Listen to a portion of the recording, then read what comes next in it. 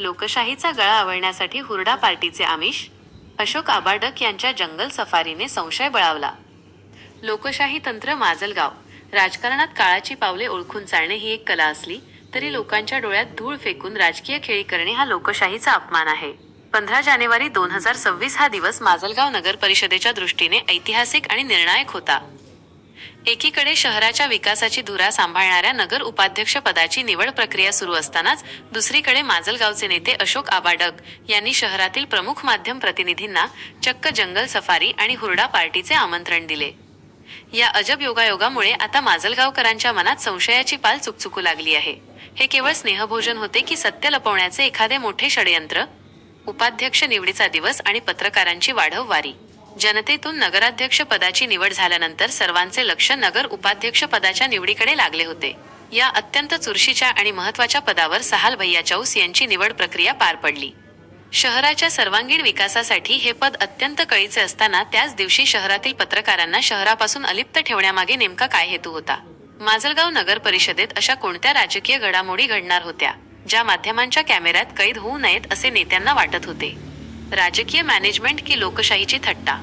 पत्रकार हे लोकशाहीचा चौथा स्तंभ मानले जातात.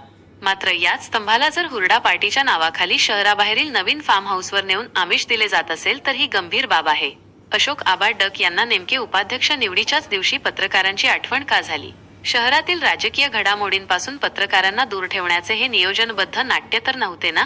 नगर परिषदेतील कुठल्या राजकीय कटकारस्थानावर पडदा टाकण्यासाठी हा स्नेहभोजनाचा बनाव रचला गेला?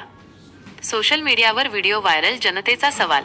सध्या सोशल मीडियावर या हुरडा पार्टीचे व्हिडिओ आणि फोटो मोठ्या प्रमाणात व्हायरल होत आहेत.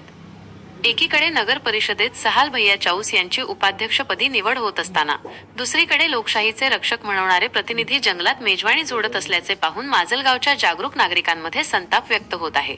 स्वतःला प्रकाश झोतात ठेवण्यासाठी आणि विरोधकांना अंधारात ठेवण्यासाठी ही डोकं लावलेली खेळी आहे का? असा सडेतोड सवाल आता सामान्य जनता विचारत आहे. नेत्यांनी उत्तर द्यावे. अशोक आबाडक यांनी या नाट्यमय खेळामागचे रहस्य जनतेसमोर स्पष्ट करावे. लोकशाहीत पारदर्शकता महत्त्वाची असते, पण येथे तर पारदर्शकतेचाच हुरडा केल्याचे दिसून येत आहे. जर हे केवळ साधे स्नेहभोजन होते तर ते निवडीच्या दुसऱ्या दिवशी का होऊ शकले नाही?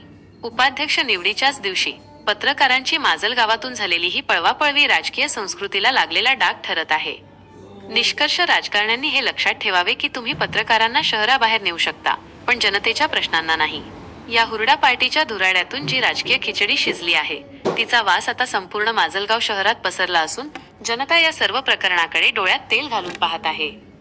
नव्या रूपात ताज्या घडामोडी जाणून घेण्यासाठी आपल्या लोकशाही तंत्र यूट्यूब चॅनलला सबस्क्राईब करा, लाईक करा आणि शेअर करा.